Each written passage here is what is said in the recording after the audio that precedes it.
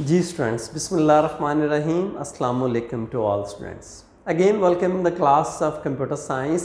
Students, हम अपना chapter unit number 1 discuss कर रहे हैं और लास्ट लेक्चर के अंदर हमने एल्गोरिदम के बारे में डिस्कस किया था। इसी जो लास्ट हम लेक्चर डिस्कस कर रहे थे उसी को हम कंटिन्यू कर रहे हैं। हमने देखा था कि एल्गोरिदम क्या होता है कि किसी भी प्रॉब्लम को सॉल्व करने के लिए हम जो स्टेप बाय स्टेप इंस्ट्रक्शंस लिखते हैं या उसको हल करने का जो तरीका है वो तरतीब के साथ लिख देते हैं, दैट इज़ कॉल्ड एल्गोरिदम। और एल्गोरिदम को हम कॉमन लैंग्वेज के अंदर आसान अल्फाज के अंदर लिखते हैं, that is called the algorithm. आज हम उसी को कंटिन्यू करेंगे। हम देखेंगे कि एल्गोरिदम लिखने के लिए जो वर्ड्स हैं, कीवर्ड्स, मखसूस किस्म के अल्फाज, these are called the keywords, या हम उनको नोटेशंस भी बोलते हैं। तो हम वो कौन से अल्फाज इस्तेमाल करेंगे? फॉर एग्जांपल, जब भी मैं एल्गोरिदम लिखना स्टार्ट करूंगा तो उस फर्स्ट लाइन में मुझे स्टार्ट लिखना पड़ेगा। मैं इसके अलावा कोई और वर्ड भी यूज़ कर सकता था, लेकिन ये एक स्टैंडर्ड वर्ड्स है जो सबके लिए सेम है। अब जो स्टैंडर्ड रूल्स होते हैं या स्टैंडर्ड वर्ड्स होते हैं उनको सारे लोग फॉलो करते हैं। उसका फ़ायदा क्या होता है कि वो सबके लिए एक जैसा ही रूल बन जाता है। फॉर एग्जांपल, आप रोड पे जा रहे हैं तो कुछ स्टैंडर्ड रूल्स हैं। आप गाड़ी ड्राइव कर रहे हैं तो स्टैंडर्ड रूल है कि आप एशिया के अंदर गाड़ी ड्राइव कर रहे हैं तो आपको रोड के लेफ़्ट साइड पे चलना। अगर आप फॉरेन कंट्री में, यूरोप में कुछ ऐसे कंट्रीज़ हैं जहाँ पे राइट साइड पे गाड़ी ड्राइव होती है तो एक स्टैंडर्ड रूल है। आप अगर वॉक कर रहे हैं रोड पे तो आपने लेफ़्ट पे नहीं चलना, आपने रोड के राइट साइड पे चलना है। ये एक स्टैंडर्ड रूल है।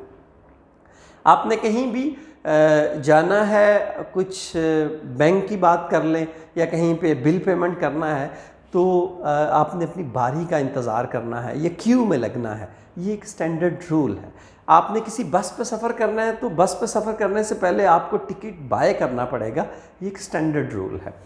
उर्दू के बहुत सारे अल्फाज हैं और वो स्टैंडर्ड्स हैं कि किस काम के लिए कौन सा वर्ड यूज़ होगा। इंग्लिश में अल्फाज हैं, स्टैंडर्ड हैं कि किस काम के लिए हम किस वर्ड को यूज़ कर रहे हैं। These are called the standards.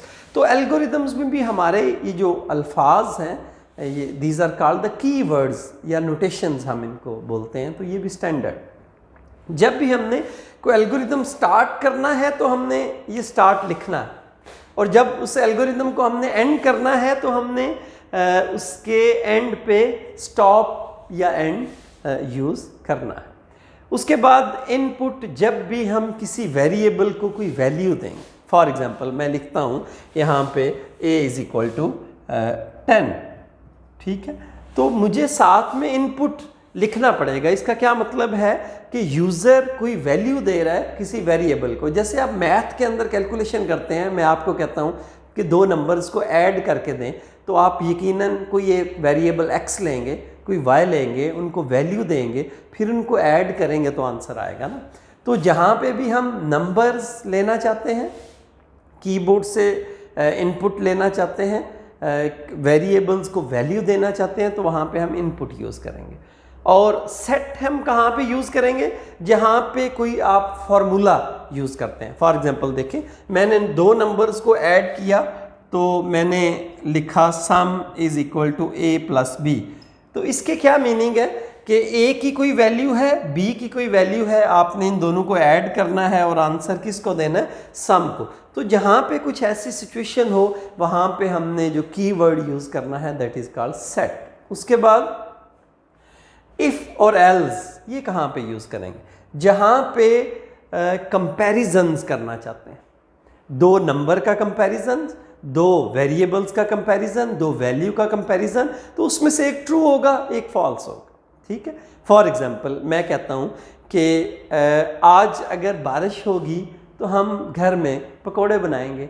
अब या तो ये ट्रू होगा या फॉल्स होगा। अगर बारिश होगी तो हम पकोड़े बनाएंगे, अगर हम बारिश नहीं होगी तो हम पकोड़े नहीं बनाएंगे। तो इसीलिए जब हम इफ़ को यूज़ करते हैं तो अगर वो वैल्यू ट्रू होती है तो इफ़ के बाद जो स्टेटमेंट होती है या जो लिखा होता है वो एग्जीक्यूट होता है या कंप्यूटर उसको चला देता है। अगर हमारी वो कंडीशन फॉल्स होती है, ट्रू नहीं होती, तो जो एल्स के बाद लिखा होता है कंप्यूटर उसको रन कर देता है। फॉर एग्जांपल मैं यहाँ पे लिखता हूँ कि if a is greater than b, यकीनन a की भी कोई वैल्यू है, b की कोई वैल्यू है। If a is greater than b, अगर a b से बड़ा है तो फॉर एग्जांपल प्रिंट कर दो प्रिंट a इज़ ग्रेटर, ठीक है। अगर ऐसा नहीं है तो else print b is greater, ठीक है जी स्टूडेंट्स। अब देखें a की भी कोई वैल्यू है, b की भी कोई वैल्यू है।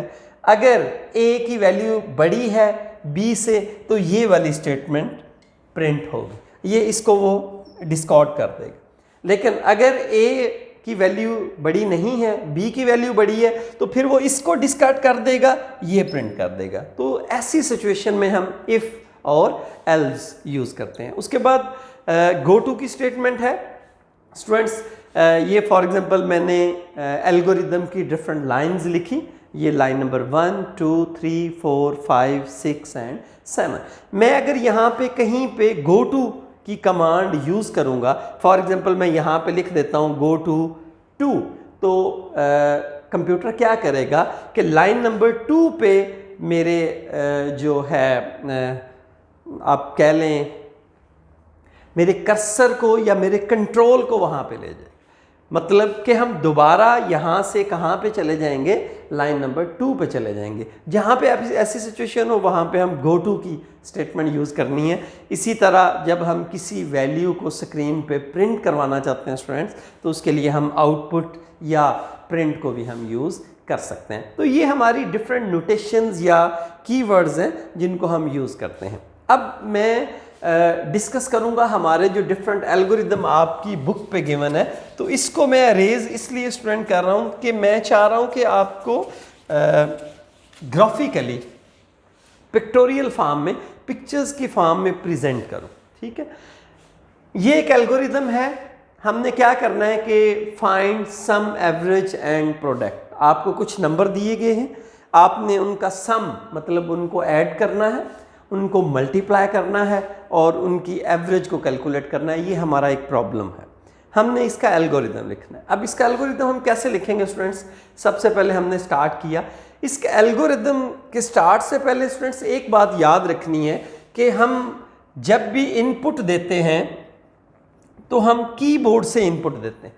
फॉर एग्जांपल हमने कोई वैल्यू लिखनी है तो हम कीबोर्ड से इस वैल्यू को लिखते हैं। जब हम वैल्यू लिखते हैं तो ये वैल्यू आपकी रैम में जाके लिखी जाती है, ठीक है। रैम के बाद अगर उस वैल्यू को हमने प्रोसेस करना है तो वो वैल्यू सीपीयू के पास चली जाती है। फॉर एग्जांपल मैंने कीबोर्ड से लिखा 2 + 3, तो ये 2 + 3 इसका मतलब है रैम में कहीं पे लिखा जाएगा। और जब मैंने ये रैम इसको प्रोसेस नहीं कर सकती, इसको कैलकुलेट नहीं कर सकती। जब भी हमने इसको कैलकुलेट करवाना है तो रैम इसको भेजेगी सीपीयू के पास। सीपीयू को पता है कि कैसे इसको ऐड करना है, तो वो क्या करेगा, इसका आंसर देगा 5 और ये 5 वापस किसको मिलेगा, रैम को। ये हमारा इनपुट है, वो भी स्टोर होता है रैम के अंदर और जो हमारा आउटपुट होता है वो भी स्टोर होता है रैम के अंदर। इसके बाद हम इसको डिस्प्ले करवा सकते हैं। फॉर एग्जांपल ये रैम क्या करती है, इसको स्क्रीन के ऊपर डिस्प्ले करवा देती है, ठीक है। अगर हम इसको परमानेंट स्टोर करना चाहते हैं तो हम इसको हार्ड डिस्क में परमानेंट लेटर यूज़ के लिए स्टोर कर सकते हैं। लेकिन बेसिकली मैकेनिज्म ये होता है कि जब भी हम कीबोर्ड से कोई इनपुट देते हैं तो रैम में लिखा जाता है। फॉर एग्जांपल मैं आपसे कहता हूँ कि 5 + 5 इसका क्या आंसर आता है, तो आपने 5 + 5 को पहले अपने दिमाग में महफूज किया, उसके बाद उसको आपने ऐड किया। तो कंप्यूटर कोई जिन नहीं है, उसने भी यकीनन वो वैल्यूज़, उसके पास हमारी तरह का दिमाग नहीं है, ठीक है, जहाँ पे वो सोच सके, रन टाइम पे डिसीजन कर सके, बगैर लिखे उसको याद रहे, ऐसा नहीं है। उसको लिखना पड़ता है, वो मशीन है। इंसान ने एक ऐसी मशीन बनाई है जिसको इंसान ने इंटेलिजेंट लाइक ह्यूमन बीइंग बनाने की कोशिश की है, लेकिन इंसान तो नहीं हो सकती बहरहाल।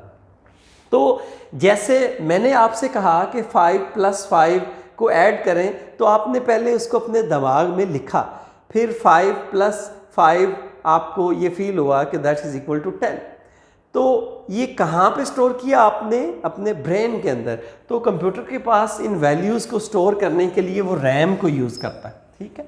और फिर इन वैल्यूज़ को ऐड करने के लिए प्लस माइनस मल्टीप्लिकेशन डिवीजन, इनको हम मैथमेटिकल फंक्शंस बोलते हैं। और greater than less than equal to, greater than equal to, less than equal to, जो इस तरह के फंक्शंस परफॉर्म करते हैं, these are called the logical operation.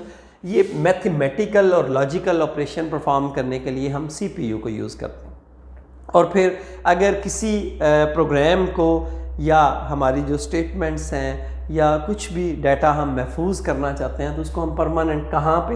Hard disk के अंदर परमानेंट महफूज करते हैं, ठीक है। अदरवाइज़ जब कंप्यूटर का स्विच ऑफ किया जाता है तो रैम में जो कुछ भी लिखा जाता है वो सारा इरेज हो जाता है, मतलब ख़त्म हो जाता है। फॉर एग्जांपल देखें कि हम इसको रन करना चाहते हैं, इस एल्गोरिदम को। हमने क्या किया? कुछ नंबर्स लेने हैं, उनका सम, उनका एवरेज और प्रोडक्ट उसकी काउंट करनी है। तो हमने एल्गोरिदम स्टार्ट किया, ठीक है। इनपुट नंबर्स, कीबोर्ड से नंबर्स देंगे, ठीक है, n1 n2 n3 n4।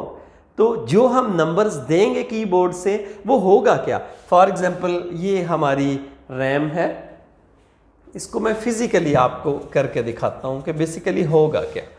कि फॉर एग्जांपल ये हमारी रैम है, तो रैम के अंदर ये एक बॉक्स है जिसका नाम है n1, ये एक बॉक्स है जिसका नाम है n2, ये एक बॉक्स है जिसका नाम है n3 और ये एक बॉक्स है जिसका नाम है n4। आपने कीबोर्ड से कुछ वैल्यूज़ दी, फॉर एग्जांपल आपने 10 दे दिया, 20, 30 एंड 40। n1 को आपने 10, n2 को 20, n3 को 30 और n4 को 40। ये आपने वैल्यूज़ इनपुट दे दी। इनपुट का मतलब ही ये होता है ना कि यूज़र की तरफ से कुछ वैल्यूज़ देना, ठीक है।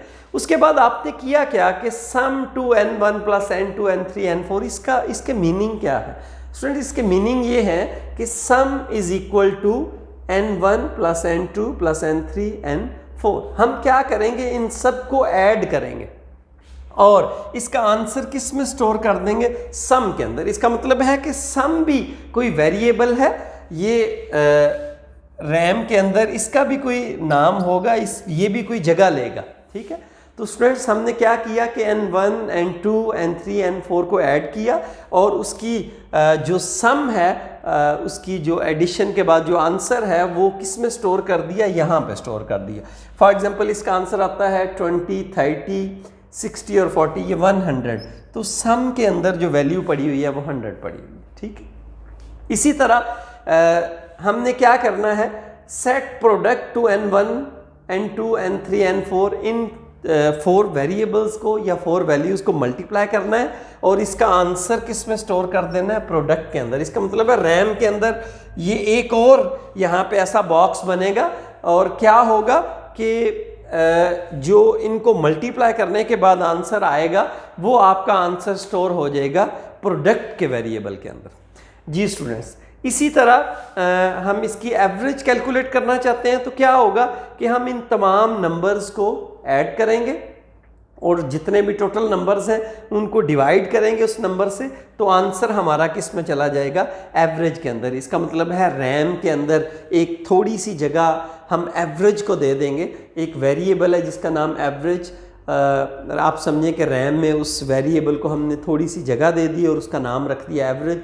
तो एवरेज का जो भी आंसर होगा हमारी रैम के अंदर उस जगह पे स्टोर हो जाएगा। अब हमने हमारी जो वैल्यूज़ हमने कीबोर्ड से इनपुट दी थी वो भी रैम के अंदर स्टोर है और जो हमारे आंसर्स थे वो भी रैम के अंदर स्टोर है।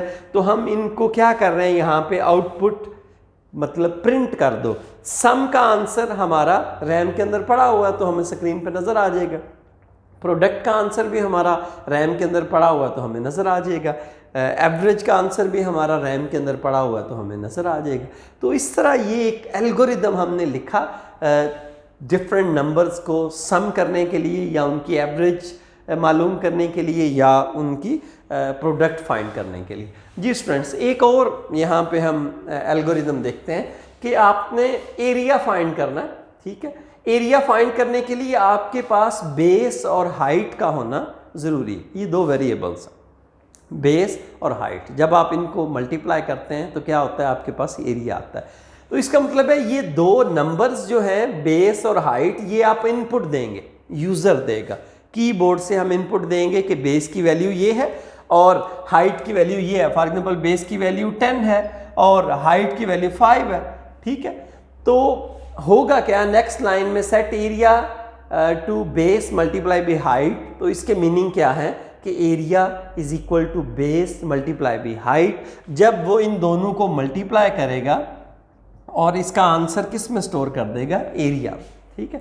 अब हमारे पास जो इस एल्गोरिदम का जो आंसर पड़ा हुआ है वो एरिया में पड़ा हुआ है, और ये एरिया कहाँ पड़ा हुआ है, रैम के अंदर पड़ा हुआ है। तो जब हम इस एरिया को प्रिंट करवाएंगे तो 10 मल्टीप्लाई बाई 5, ये 50 हमारा स्क्रीन के ऊपर प्रिंट हो जाएगा और हमारा ये एल्गोरिदम एंड हो जाएगा। जी स्टूडेंट्स, एक और एल्गोरिदम हमने यहाँ पे लिखा है कि display the large number from 3 given number. आपके पास 3 नंबर दिए हुए हैं, इनपुट दिए आपने कीबोर्ड से, और उसमें से बताना है कि कौन सा नंबर बड़ा है। Very interesting. यहाँ पे आपका ये यूज़ होगा, जो हमने इफ़ कीवर्ड या इफ़ नोटेशन पढ़ा था वो यहाँ पे यूज़ होगा।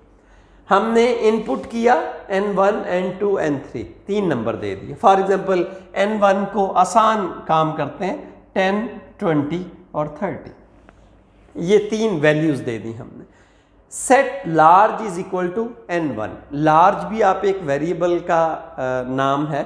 तो हमने क्या किया कि जो n1 के अंदर वैल्यू पड़ी हुई है वो किसको दे दी, लार्ज को। इसका मतलब है लार्ज एक वेरिएबल है जिसके अंदर 10 वैल्यू पड़ी हुई है और वही वैल्यू n1 के अंदर पड़ी हुई है।